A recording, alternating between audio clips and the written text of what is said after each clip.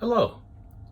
I debated whether to do this video or not because the topics that are going to be discussed here are something that may seem a little too weird, too eerie, or too spooky.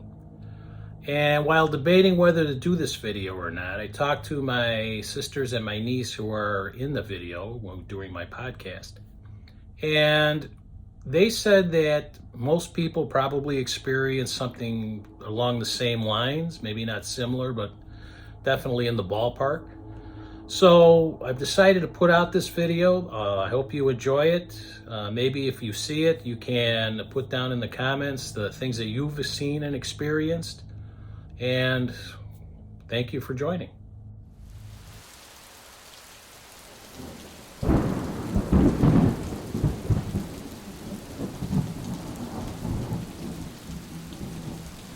This is the No Tech Podcast, the mobile edition. Got my two sisters and one of my nieces with me. We're going to be discussing the aspect of technology and the paranormal. So how are we going to do that? We're going to bring up stories from our childhoods of things we experienced in the different places we lived in, how technology was used during that time, and just go from there.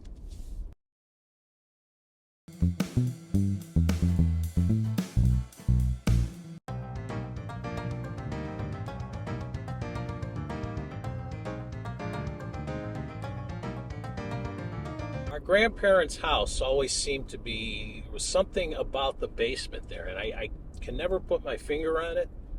I even still have dreams about that house, the basement area. But especially the area of the furnace. And then one of the bedrooms that backed up to that is the closet area in that room that backed right up to the furnace. There was something about that particular area.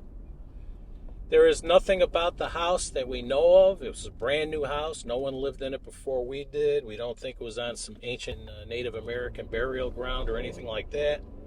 We're just not sure what the deal is. But I remember just the feeling whenever going down there, there was just something ominous about that basement area. Do you guys recall any such thing or what you remember? In that furnace area, when you stepped behind the furnace, there was like a little open area, probably thinking back about 4 feet by 6 feet, and that you could tell was somebody's area. You should not be in that area. It felt kind of creepy. I don't know why. Okay. And what do you remember? I remember the furnace was really haunted in that area too. It's like Right. it's like when you got in the house, and just that furnace area was so creepy, so very creepy. You wanted to walk past it really fast just to get into the basement part, into the like apartment they had down there. Yeah, is there anything else about that house that you remember? I remember one time when our grandma came home, she found muddy footprints in the house. Really?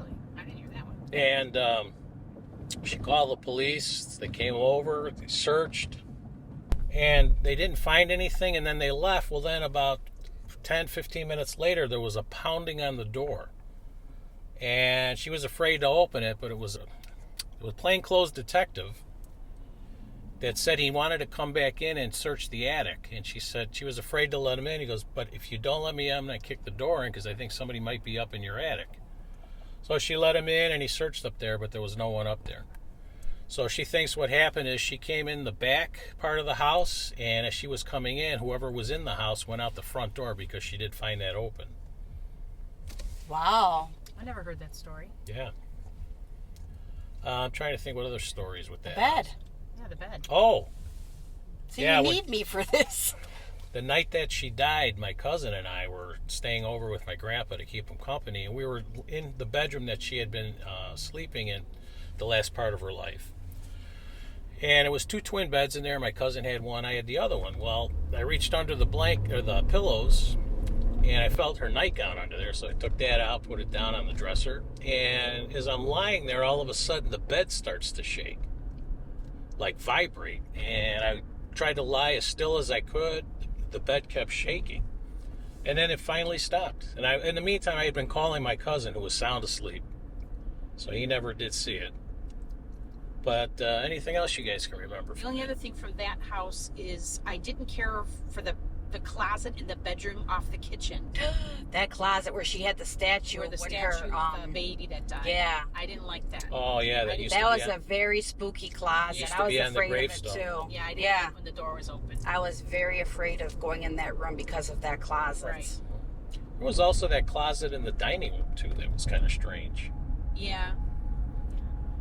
All right, now we'll move to our house in the suburbs. The three of us, we did a lot of research on that house after we lived there for several years. And we had found that that house, our parents' house, was actually built on top of the old lot where the farmhouse stood. Apparently, that farm had a couple deaths there. It was some little girls. And what do you guys remember from that house, our parents' house in the suburbs? I remember a lot of things because our house was very scary to me. When I was a child, being downstairs, I didn't sleep up in our bedroom because I wasn't sleeping so well. So I went and I slept downstairs on the pull-out bed. And I remember waking up in the middle of the night and turning to my right, and I know I was completely awake and seeing a woman like in farm clothes laying next to me, and she had kind of like a glow around her. But for some reason, she didn't scare me. But after that, all the incidents in our house became very frightening. To me, it started from that one incident. Now, I had gotten a cassette tape recorder for Christmas, and I had used it at our grandparents' house to record their voices for posterity. And I never did hear anything that wasn't supposed to be on that tape, so to speak. And I also used it at the house, too, and I was never able to pick up anything. Do you guys recall anything else that you saw? I saw quite a few things. When I wasn't sleeping downstairs, I went upstairs and I was sleeping in my brother's bed on the side. It was an empty bed.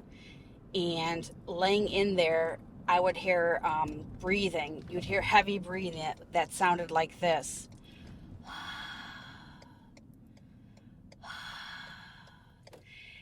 And it scared the bejesus out of me, we'll just say.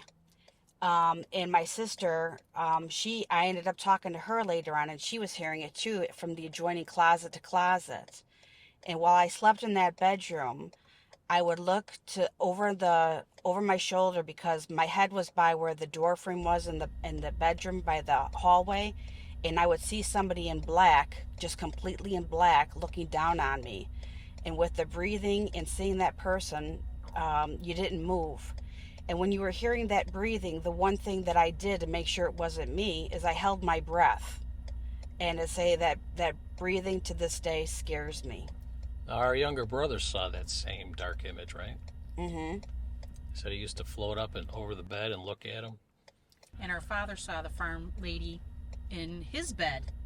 He thought it was my mom, but she had left for work a couple hours ahead of time. And he noticed the lady laying there too, the same lady. And she would keep coming to his bedroom door. He would see her constantly. And you said that you saw the farm people the farm husband and wife looking over Our brothers. That's right. I forgot all about that. Yeah, I did see that. Wow, good memory. Yeah, they were looking over our brothers. It was a husband and a wife. Yeah, in farm clothes. Our younger brother said that whatever that figure was, it used to float over and just kind of look down at him, and then they would just go to sleep. I would get up and attack. Mm-hmm. But you don't want to show fear. And my theory is the farm people, that was their home. They loved it. And they're probably trying to figure out, who are these kids? Where's our kids? Who are these kids in our house? Yeah, but if I got some dark entity floating over me, I'm going to get up and attack. Mm-hmm. I'm not just going to go to sleep. Well, I had that same kind of thing with that the figure all in white.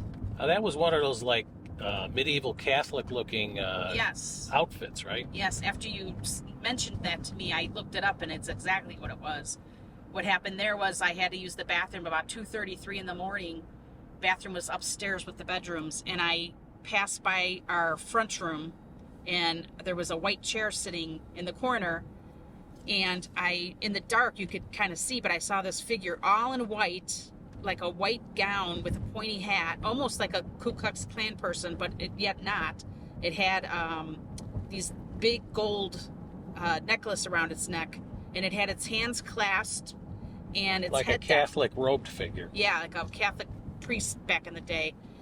The head was down and the hands were clasped. And as I walked by and caught my eye, it lifted its head up. And I'm like, oh my gosh. So I hurried up and went to the bathroom, and I wanted to get back out of there. So I didn't even look back down there. I just ran right to my room at that point. And I don't know what that was, and I never saw it again. But it's really, that was one of the most frightening things. Did you alert anyone? In the morning, I told everybody. And then the other scariest thing for me was, I couldn't sleep in that room one night. I don't know what it was about the room, but I went downstairs to watch television. It was about same time, 2:30, 3 o'clock. I went all the way down. It was a tri-level home. Went down to the lowest area to watch television. And back then we had a VCR hooked up to the television to watch movies. But I didn't have that on. I just had the television on. I was watching an old black and white movie. All of a sudden, the VCR turned on by itself. And then the television turned itself off. And it kept going between itself, back and forth. One would go on, one would go off, one would go on, one would go off. And I'm like, I'm out of here. It did it about 5 times, and I ran back upstairs. Another frightening incident for me. Interesting. Now, the only thing I ever saw in that house, although I did had feelings that certain, especially, again, around that furnace area for some reason, was I was waiting for our mom to come home for the groceries, and I was going to help her unload the car. Well, I heard the car come in. I heard her blasting the music like she normally did with the bass, the boom, boom, boom, boom, boom, boom. And then I saw the car go up over the curb, heard it, the wheels go over the curb, and then I saw it roll to the back of the house. I went out the back door to help her, and I look out, and there's no car there. So to this day, I cannot explain that. Or remember the French, we had what was called a French phone. It was a pretty cool phone back then. It would look like kind of like from France. And we'd be in the house and you'd hear that phone dialing. Yeah, when somebody, back in the day, we had rotary dial. So if somebody in the house used a rotary dial phone, that phone up in my parents' bedroom, you would go click, click, click, click, click, click, click, click. You could hear it. But once in a blue moon, there was nobody home but you, and you would hear the phone dialing. Click, click, click, click, click, click, click, click. It was weird. And that was a phone in the 70s, right? A French-style telephone that was rotary. Right, it was real fancy, gold-plated, real fancy phone. Do we ever know what happened to that phone? No, I don't. Interesting. Well, one of the scary things that happened in the house with our mom, unfortunately, passed away many years ago, over 30-something years ago, but she was sleeping in her bed as she was diagnosed with cancer, and she heard people. Wake her up. Yeah, they woke her up, and then they said, what was the exact words? Well, they slapped her in the hands a few times to wake her up, and they said, "Carol, it's time." Well, no, her. what she told me the night before she died, and I'll never forget this, the very last thing she told me, because she died the next morning, was that, and she was looking at me, but she was looking past me, like she couldn't bring herself to look at me. Mm-hmm. She just looked resigned. But she said that she had been troubled by some kind of a spirit that would shake her awake, because of the chemotherapy, she was always throwing up, so she had to sleep sitting in a chair. So this thing would wake her up and say, Carol, wake up. And then she heard another voice say, leave her alone, it's not her time yet. And then eventually she heard that other voice say right before she died, okay, Carol, it's time. And that's the last thing she told me before she died. The last words I heard from our mom was when she was in the hospital, she was sitting in a chair and she refused to get into the bed because my mom, as I say, knew something was going on, and she told me that, Kimmy, if I get in that bed, I'm never going to get out, that she was going to pass away. So she sat in that chair as long as she possibly could. Yeah, I mean, the hospice program was outstanding. They had all the equipment at the house for her. They had a hospital bed, the monitoring equipment. They had her oxygen connected to her.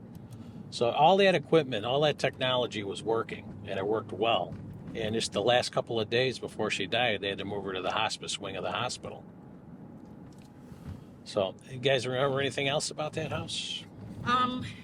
When our father remarried and our stepmother moved in, we kind of told her what was happening here and there. She didn't really have any experiences, but she always felt uneasy after that. So she had a Catholic priest come and bless the house.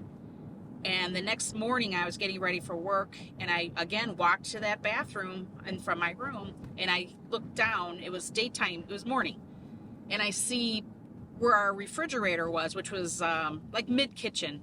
I saw a swirling black mass just kind of slowly swirling over there, kind of big, probably what my sister had seen in the evenings, in the dark, that same figure.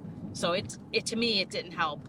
I think it might have made it worse. And when we walked into the house, no matter what, I think all of us felt the oppressive feeling in that house. A lot of anger. Yes. Yeah, we would snap easy. Everybody would snap easy, and that usually happens with hauntings. Our brother's one friend came over that one time, and nobody was home, but he was hearing voices through the back window. Yes, he heard whispering in the kitchen, he said. And don't forget, the night that our mom died, her brother, our uncle, and his wife got that staticky phone call with a female voice, and all they could make out was saying, "Are the children okay?" So to this day, we're always thinking maybe that was Mom checking up on us. Mm-hmm. Oh, you remember too? One day we had come home and our parents noticed the attic door in their bedroom open.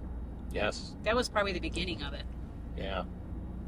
I mean, that was a brand new house also, built in the suburbs. It was still cornfields around us, and the cows would wake us up in the morning. But little did we know it was in the same spot as the farmhouse. Yeah. Yeah, and we know there were some deaths there when we did our research of some of the children and people that lived on the farm that died there. And most likely were still buried there because we could never find the graves for them in that old German cemetery. Mm-hmm.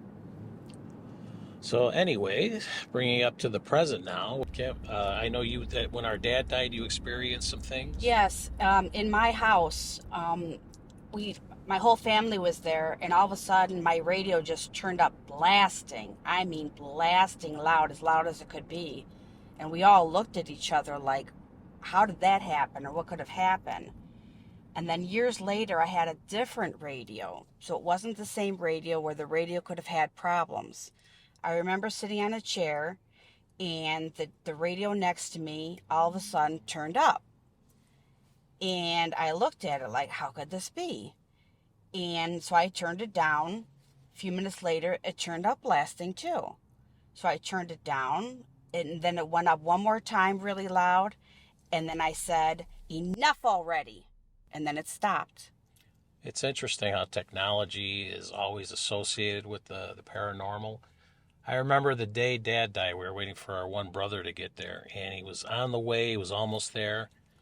And at 5 o'clock exactly, I was looking at my watch, the clock on the hospital room wall stopped at exactly 5 o'clock. And for exactly 5 minutes, it did not move. And then at 5:05 p.m., all of a sudden it started moving again, and it was just enough time for our brother to get up there and say goodbye. Same thing happened with the clock with our grandmother. It stopped as she was passing and then started again. Oh, see, I did not know that. I know we had to go get my cousin and I had to go get our grandpa's medication because he was distraught and had forgotten to get it.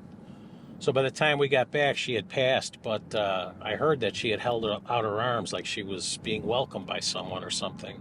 Yes, she did. She raised her arms up. She was waiting for her mother and her sister to come for her for many, many years, and they finally arrived. Interesting. And then when our mother passed, her father was dying of the very same thing, lung cancer, in a different state. He was flown there to be with his son to pass there. Yeah, because we couldn't take care of both of them. Right. And when my uncle got back from my mother's wake and funeral, my grandfather couldn't speak anymore at that time, but he basically, what I understand is he wrote down that he saw my mother, my grandmother, his wife, and my great-grandmother, my grandma's mother, had come into the room dressed in all white. They walked into his hospital room. So he already knew that they had passed. He didn't have to be told, he knew it. Or do you remember too at our grandma's house, when our dad was younger and there was that trench coat outside the house? Yeah, I mean, This some is of a different grandmother. our father's mother, some of the stories he said as a child growing up were just creepy. Mm-hmm. Like his uncle had died, but yet he heard a 3 knock sound at the door. His mother told him not to open it, but he had to open it anyway. So he opened it, and there was his uncle's coat laying there with no footprints in the snow. So she grabbed it and burned it right away. And then he also said he would see like angels sitting outside the house or flying through the walls, that type of thing, when he was a kid. Or his sisters at the cemetery would see people too. Yeah. And then they The walk, nun without a face walking around. And then they'd approach, and then there was nobody there. Kath, speaking of the cemeteries, why don't you tell your story of when you went to the cemetery to look? Oh yeah, it was the weirdest thing. My mother, when her mother died, which was 3 years before she passed, in that little span there, I took her to the cemetery to visit her mother's grave. And I was always curious to know, there was a story about an Italian bride from this area from the 1920s that was buried, and her mother kept having nightmares about her, that she was buried alive, so they dug her up, and she was totally intact, like she had not rotted at all or anything. And so I wanted to see, there was a statue dedicated to her, it was a statue in her wedding gown. I wanted to see this thing because my grandmother always talked about it, and I never saw it. So we pull up near my grandmother's grave, and I see a workman, and he's doing the carving into a tombstone by hand, which I guess they use a machine for now, they bring out there, but he was doing it by hand. So myself and my two younger brothers, my youngest brothers, we walked up to him. It was a little ways up there from where the car was, straight up, to ask him where this bride was. And he kept insisting, he kind of told me, but he kept insisting, like, don't you want to go see Al Capone's grave? And I'm like, not really, I just want to see the bride. He just kept insisting I see this Al Capone's grave. So I'm like, all right, where is it? So he told me, and with the three of us turn around, and the car's gone. It's like gone. And we're looking all over the place to find the car, because we know my mom's in it. Finally, we're all turned around and finally find the car. And then she was kind of angry when we got to the car, and she's like, why were you three running around like idiots out there? She's like, I'm like, what? And she's like, she said she saw us the whole time, but none of us could see the car. It was like, we went into like a weird dimension for a second. It was so strange. Yeah, I had one instance like that at the same cemetery, looking for our great-grandparents' grave. And I had been there like a million times before that, but for some reason, this one particular time, I parked in the exact same spot, and I could not find the gravestone. I'm going up and down the aisles. To this day, I don't know why I could not find the gravestone that day. The next time I went, it was there. Wow. So, when we get my niece in on this now, do you have stories like that you saw when you were growing up? Well, recently at the school I work at, we're going to be investigating because I have a paranormal club. And I just wanted to test out my Spirit Box, which is an app on the phone, but comes highly recommended by one of the top paranormal investigators. So as I was sitting up front, I had it going, and I wasn't getting much on the Spirit Box. But finally I asked, why are you still here? And the answer it gave me was scared. I'm like, you're scared to leave? So that was one. Speaking of your Spirit Box too, we had a guest speaker come to our school, somebody very famous who's a medium, and he was showing us how to use that Spirit Box, and he said to ask it a question. So I said, who do I miss the most? And it came through with my dad's name. Wow. Oh, and not technology related, but I had this Jeff Gordon figurine. It was a plate. It was on a top shelf of my desk. I pushed it all the way back. I've knocked it over before, if I slammed the chair into it too much. And it's fallen, but it's never broke or anything like this. But one time I wasn't even at my desk. I was just sitting on my bed. I look, I see it fly off the shelf, and it hit the top of the desk so hard that it left a dent, and then it actually cracked on the floor. So no one was there that bumped into it, but it flew hard enough where it made that dent. Interesting. Speaking of your paranormal club, What kind of things can you tell us about it? What kind of equipment are you going to be using to investigate? And you said you've had guest speakers before. How did they help you with your club? Some of the devices we're going to use, I have two K2 meters, which will help let us know if there's an influx in EMF, which is electromagnetic waves, the frequency. So the idea is you should have like a baseline around the whole room, but if there's a spirit manifesting or some kind of energy, it'll light up, and it's supposed to kind of let you know that there's energy around. I have motion activated cat balls, so supposedly if a spirit moves these balls, they'll light up. We're going to be using the spirit box, the ghost tube Vox. We will also have some students using their phone, and they'll just record with video. Some will have their recorder on so we can test for EVPs, which is, possibly ghost speak where we cannot hear, but in the frequencies, but the phone is able to pick it up, or any kind of recorder. The EVP is electronic Voice phenomena. We will also be using a flashlight, but this type of flashlight's not the LED. It's the one that you kind of twist on and off. The idea behind this is you leave it where it's mostly twisted off, but enough where you would just have to tap it and it would turn on. In ghost investigations we've seen, you can ask a spirit, and if they have enough energy, they're able to turn the light on and hold it on and answer yes and no questions. And I know you've had guest speakers that have come to the class. I know you've had somebody, Dave Schrader, actually. How were you able to talk to How was he able to talk to the class? Through Zoom. Yeah. Cool. I've been able to get quite a few paranormal investigators, from around the country, and, we Zoom in. Do you make the Zoom recordings? No. Oh, okay. I believe the spirits they love the energy of the new current technology. They just soak it up like a sponge, and that's how they're able to communicate better, easier, and more clearer.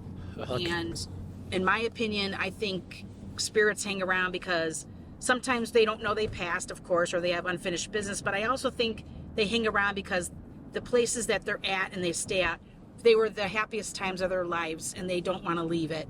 That's my opinion. Sometimes they feel they're scared of what happens in the next life. Like if they were bad, they're afraid of judgment. Yes. They could be actually held here by their relatives. Like if you're the mother that passed and you think your daughter will not do well if you cross over and all that, they're being held here. Sounds like the bride.